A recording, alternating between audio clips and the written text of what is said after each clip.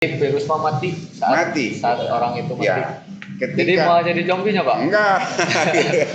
Isi mau jadi zombie. Jadi zombie ya.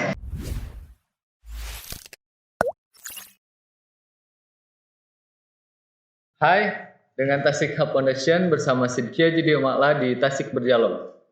Tasik Berdialog, jadi itu adalah suatu platform dari Tasik Hub Foundation di mana Tasik Berdialog itu menjadi media untuk kolaborasi ide dan juga media untuk berdialog dari masyarakat ke lembaga atau lembaga ke masyarakat, masyarakat ke masyarakat. Jadi kita berkolaborasi di sini.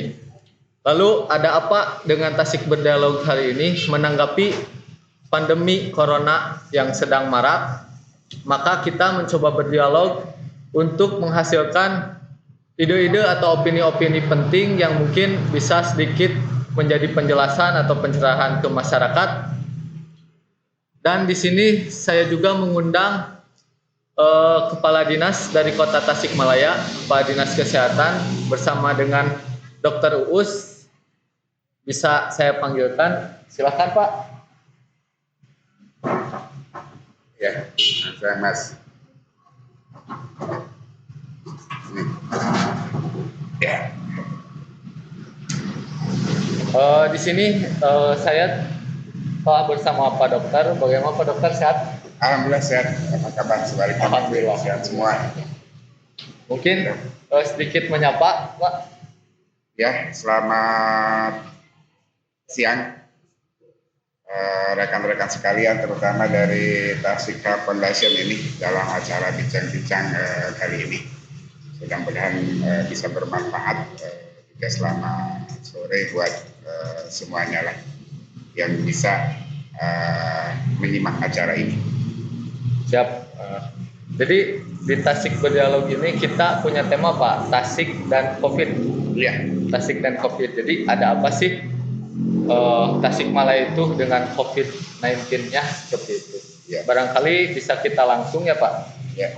Bapak selaku Kepala Dinas Kesehatan Kota Tasikmalaya, mungkin sedikitnya bisa memberi gambaran kepada kita gimana sih kondisi objektif daripada pandemi corona ini yang ada di Kota Tasikmalaya khususnya Pak? Ya, ya sebetulnya COVID-19 kita sepakati bersama bahwa ini adalah sudah jadi pandemik ya. Tidak hanya di Indonesia, tapi juga udah seluruh dunia gitu kan.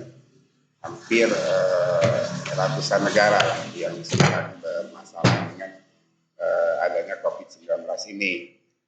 Kita semua tahu bahwa ini dimulai di negara Cina, kemudian berkembang ke negara-negara lain, ke Indonesia, dan akhirnya pada sampai juga di Kota Tasikmalaya ini. Ya, ini memang menjadi keprihatinan bersama lah. Ini menjadi perhatian kita semua, termasuk khususnya di bidang kesehatan. Saya selaku Kepala Dinas Kesehatan tentu ini menjadi concern kita saat ini untuk COVID-19 ini.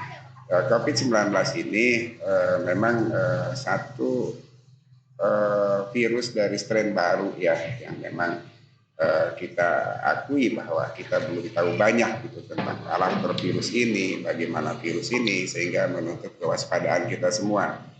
Kondisi yang ada di Kota Tasikmalaya sekarang ini ya memang menjadi keprihatinan kita bersama gitu kan. Di Kota Tasikmalaya ini sekarang sudah sampai dengan hari ini tentu data akan berubah terus ya. Tapi Pak, Tasik siap? Nah ini suka tidak suka, mau tidak mau nih Kota Tasik harus kita sudah siap. Jadi harus siap ya? kita makanya Dinas Kesehatan sekarang mempersiapkan segala sesuatunya dari berbagai aspek, bukan termasuk daripada bagaimana kita memutus siklus ini, bagaimana preventifnya, bagaimana promotifnya, bahkan sampai ke kuratifnya, gitu kan. Dengan angka yang ODP aja sekarang itu di Kota Tasik itu sudah hampir udah 800 orang, gitu kan. Kemudian yang ODP itu udah 800 orang. Kemudian ada yang PDP itu sudah sampai di angka 17 orang. Untuk yang positif Pak? Untuk yang positif, nah ini Tasik juga termasuk ngejar yang lain untuk yang positif ini. Sekarang sudah ada di angka 9 orang. juga belum lagi kondisi sekarang di Kota Tasikmalaya juga ada kasus kematian, baik itu yang PDP 1 orang, kemudian yang konfirm positif 1 orang. Tapi ada juga yang menggembirakan bahwa dari yang konfirm positif ini sudah ada yang sembuh 1 negatif hasil swab gitu kan. Nah ini metode yang positif juga, ada yang dari swab sama-sama, ada yang satu lagi dari RDT atau kita biasa kenal di masyarakat dengan rapid test ya. Rapid test itu, dan kemudian juga dari yang 15 PDP itu udah ada 15. Dari 15 itu 12 kita udah selesai, tinggal 3 ya, mudah-mudahan ke depan tidak nambah lagi lah. Siap, aman ya Pak, Tasik aman. Mudah-mudahan aman. Nah, berbicara data sendiri Pak ya. Jadi di Tasik skala penyebaran cukup luas atau aman-aman saja sampai saat ini? Nah sebetulnya Kota Tasik itu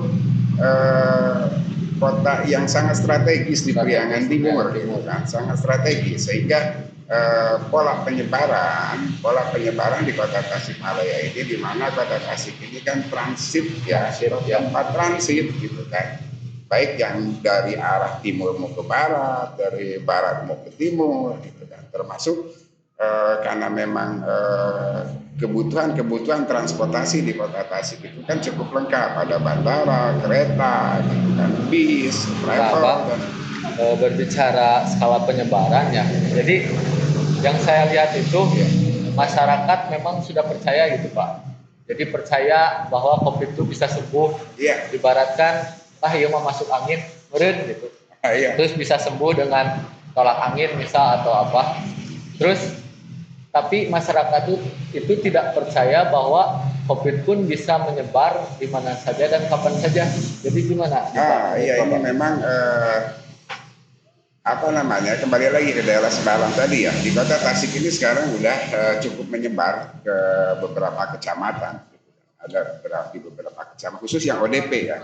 ODP ini sudah menyebar ke beberapa kecamatan, yang PDP yang sama yang konfirm positif hanya ada di beberapa kecamatan. Tapi untuk ODP itu sudah menyebar semua. Nah memang ini untuk virus corona ini, COVID-19 ini, itu daya sebarnya luar biasa. Penyebarannya luar biasa, bisa sangat masif, bisa sangat cepat, walaupun tingkat kematiannya rendah gitu kan, di dunia ini itu hanya kisarannya antara 6-5%. Tapi kan dari jumlah yang banyak ini kan, walaupun 5%, tapi yang terpaparnya banyak karena penyebarannya luar biasa. Dia penyebarannya lebih cepat, lebih kuat daripada SARS atau MERS gitu, yang lebih dulu wabah dulu waktu kita kan juga pernah mengalami wabah SARS gitu. Jadi untuk Kota Tasik itu karena kestrategisannya, jadi mungkin kita lebih membatasi dari yang luar, Pak. Iya, memang ada upaya itu, tapi ya kembali lagi itu memang sebetulnya memang COVID-19 itu betul apa yang diyakini masyarakat, apabila dalam kondisi memang pada individu tertentu yang tidak punya penyakit lain gitu kan, virus penyakit COVID-19 ini termasuk masuk dalam self limiting disease gitu kan, sebetulnya dia bisa sembuh sendiri oleh mekanisme pertahanan tubuh kita. Tapi manakala virus ini menjangkit pada orang-orang yang memang sudah punya penyakit sebelumnya, misalkan dia punya riwayat stroke, hipertensi, kemudian ada gangguan autoimun gitu kan, atau ada komplikasi lah ya, itu bisa akan memperparah gitu kan. Nah ini masyarakat harus dipahami, memang walaupun bisa sembuh, kita bisa sembuhkan COVID ini, kita harus membangun optimisme itu. Dan ternyata di Tasik pun dari yang konfirm positif itu ada 1 yang sembuh, dan 4 orang ini alhamdulillah sekarang kondisinya sudah sangat membaik. Tapi kan kita tidak bisa seperti itu, bukan, karena ini jadi pandemi, tingkat penyebaran kuat. Ini jadi kita harus hati-hati, masyarakat tetap harus hati-hati, tetap harus bisa saling menjaga supaya penyebaran penyakit itu tidak terjadi. Nah, berbicara membaik nih Pak. Pak. Jadi harapan kan kita membaik.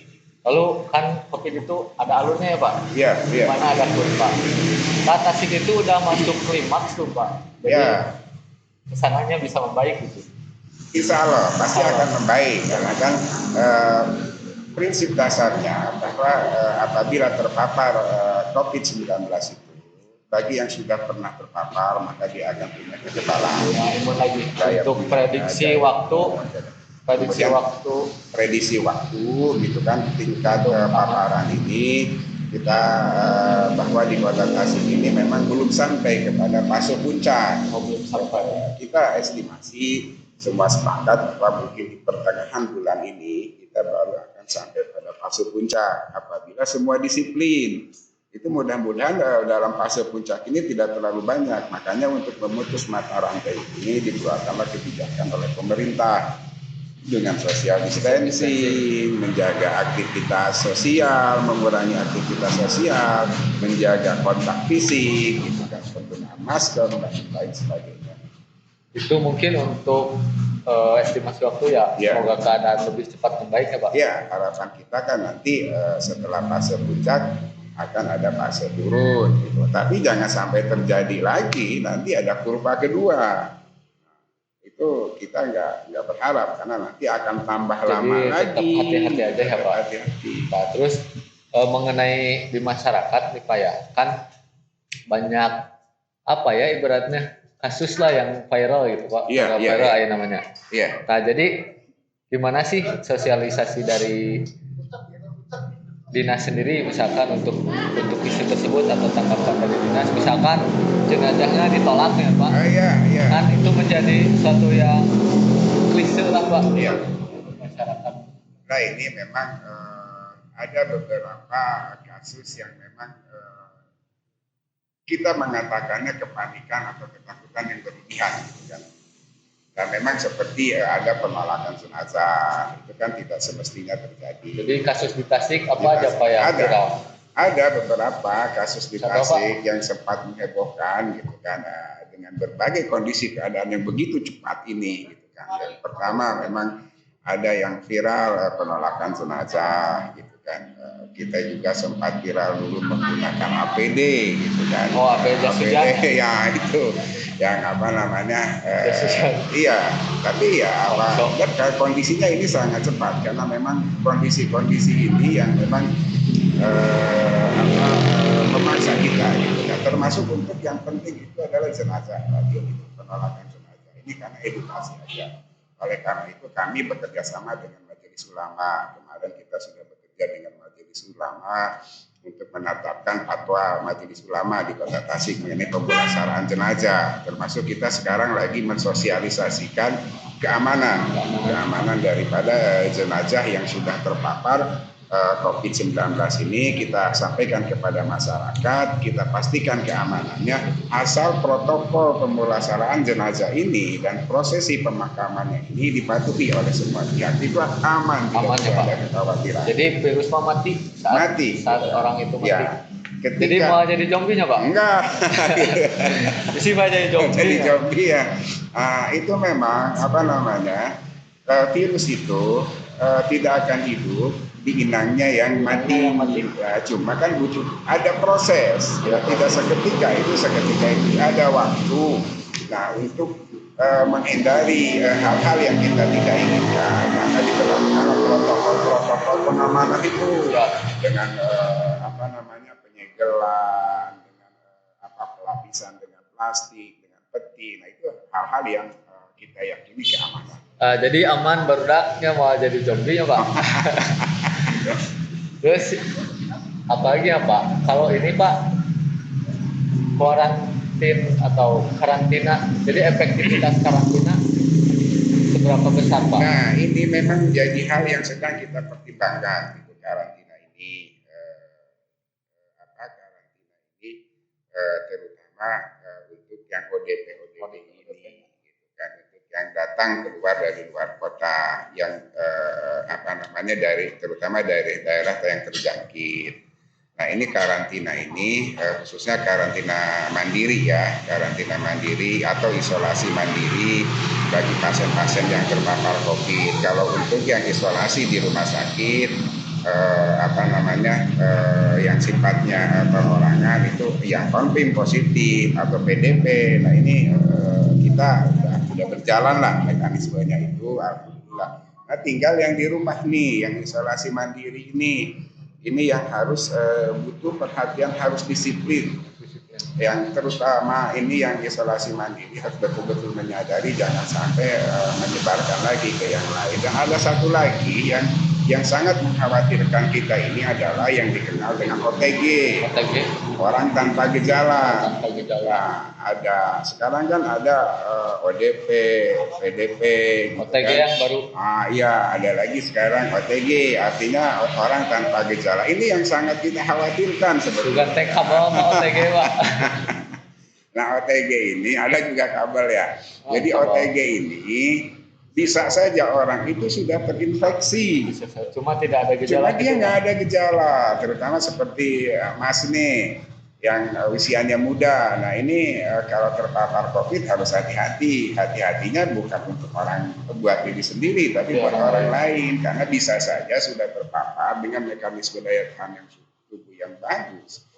Apabila dia tanpa gejala, dia punya potensi menularkan yang lain, gitu kan? Ya OTG ini dia nggak merasakan apa-apa, tapi tanpa dia sadari, nah ini akan menularkan. Nah disitulah pentingnya kita pendataan, makanya sekarang di perbatasan kota itu kita catat betul dari daerah-daerah terjangkit ini. Ada teman-teman mahasiswa, terus kemudian dari NGO. Tapi gitu. Untuk OTG Pak, untuk OTG kira-kira bakal membaik atau jadi parah sama? Nah, OTG kalau udah positif. Ya, kalau OTG ini pada usia-usia tertentu itu tidak ada gejala gitu kan. Dan memang dia belum tentu dari OTG dia bisa berkembang jadi sakit, jadi dan lain sebagainya. Bisa aja sembuh lagi gitu. Biasa aja, bisa aja dia sembuh lagi. Nah, ini yang jadi kekhawatiran kita semua. Kekhawatiran baru. Jadi tidak ada gejala zombie-nya Pak? Mungkin itu gejala zombie. Nah, mengenai COVID sendirinya Pak, sudah lama, mungkin sudah 2 bulanan ya Pak? Sudah ya, di Indonesia kan dianggap ini sejak awal Februari. Dan walaupun sebetulnya di belahan dunia lain sejak Desember itu kan mulai. Nah, kira-kira pesan Bapak sendiri sebagai warga Tasik terhadap Kota Tasik itu apa untuk penanganan pandemi ini Pak? Nah ini yang penting buat masyarakat Kota Tasik. Yang pertama nggak boleh panik gitu. Nggak boleh panik, nggak usah ketakutan yang berlebihan sehingga penolakan jenazah gitu kan, atau dia tidak mau lapor ketika baru datang dari daerah terjangkit, itu dia harus lapor. Nggak boleh ketakutan atau kepanikan yang berlebihan, apalagi sampai masuk ke fase panik buying gitu atau kepanikan sosial, nggak boleh. Tapi kita tetap waspada, kita sadari bahwa sekalipun COVID ini masuk dalam self-limiting disease, tapi kita nggak bisa menggampangkan urusan itu, karena ada kelompok risiko tertentu, yaitu dari usia-usia seperti saya ini, gitu kan, risiko tinggi di usia 50 tahun ke atas, gitu, di mana sudah ada penurunan daya tahan tubuh dan lain sebagainya, gitu kan, yang berkenaan dengan metabolisme tubuh, gitu kan. Ada kelompok risiko, juga ada kelompok risiko yang memang pertahanan tubuhnya belum sempurna, yaitu bayi-bayi, gitu kan, balita, gitu kan. Nah, sehingga kita tidak bisa menyepelekan ini. Kita tetap harus berupaya memutus siklus daripada COVID-19 ini, yaitu dengan mematuhi. Gimana caranya? Ya caranya atuhilah semua apa yang memang sudah ditetapkan oleh pemerintah Kota Tasikmalaya. Nah, semua itu kita ingin dalam yang terbaik, dalam upaya yang terbaik buat masyarakat Kota Tasikmalaya untuk bisa secepatnya menyelesaikan atau bisa terlepas daripada masalah pandemi ini. Ada social distancing yang tolong dilaksanakan. Bagi yang harus isolasi mandiri, tolong juga dilaksanakan isolasi mandiri. Kemudian ada yang pembatasan aktivitas sosial, dan juga anjuran-anjuran yang nggak boleh mudik nih. Ya tolong juga ini dipatuhi kalau ada saudara yang di luar kota, yang di sini. Karena apa? Kekhawatiran kita tadi di awal saya sudah sampaikan takut ada kurva kedua. Ada kurva kedua. Nah, nanti tolong selesaikan sampai dengan secara nasional masa inkubasi ini atau pemutusan siklus COVID-19 ini sudah kita yakini selesai sepenuhnya. Baru nanti steril ya Pak? Iya, silakanlah nanti ada hari-hari ke depan kita bersama lagi. Dan kemudian ada anjuran-anjuran pakai masker gitu kan. Dan juga harapan berikutnya jangan sungkan ketika ada keluhan cepat menghubungi fasilitas kesehatan terdekat lah, kita lapor minta diperiksa gitu kan untuk kondisi kesehatan kita. Ya memang untuk masyarakat kita ya Pak, bedanya sama luar tuh kan luar mah seperti di Bala ya Pak, di Bala saya COVID-nya di Instagramnya. Jadi dia menyatakannya sendiri gitu. Jadi mungkin orang pun bisa respect dan juga memahami kondisinya. Harus seperti itu ya Pak. Iya, harusnya ini COVID ini, virus COVID-19 ini, penyakit COVID-19 ini bukan sesuatu yang memalukan. Bukan sesuatu yang aib, karena ini bisa menimpa siapa saja gitu. Makanya perlu tadi untuk saling support gitu kan, untuk saling support, saling mengingatkan. Dan kalau di luar sampai bisa di Instagram dipublikasikan gitu kan, supaya tahu saya ini kena COVID, Anda harus hati-hati gitu. Mohon maaf ketika saya harus pakai masker dan lain sebagainya. Nah, kita harap ada kesadaran seperti itu. Termasuk juga ada kesadaran untuk memang berdisiplin ketika diberlakukan situasi pada saat seperti ini. Jadi ya nama mending kena hitut daripada bersin ya Pak? Nah itu bersin, pakai masker gitu kan. Harusnya apalagi sekarang ada kampanye pakai masker. Nah patuhilah masker itu gitu kan. Dulu beberapa waktu lalu memang WHO merekomendasikan bahwa masker hanya untuk yang sakit dan untuk yang merawat pasien. Tapi sekarang diharapkan seluruh masyarakat ketika aktivitas di luar menggunakan masker, terutama yang memang berstatus ODP ini. Ya wayahna lah gitu kan sekarang mah gitu, engap ke angge masker mah gitu kan. Mungkin cukup ya Pak. Ya. Terima kasih banyak atas dialognya. Mungkin sedikit pesan untuk barudak Pak. Bagaimana Pak? Ya kita bisa tanggulangi COVID ini. Siap. Wassalamualaikum warahmatullahi wabarakatuh. Salam barudak.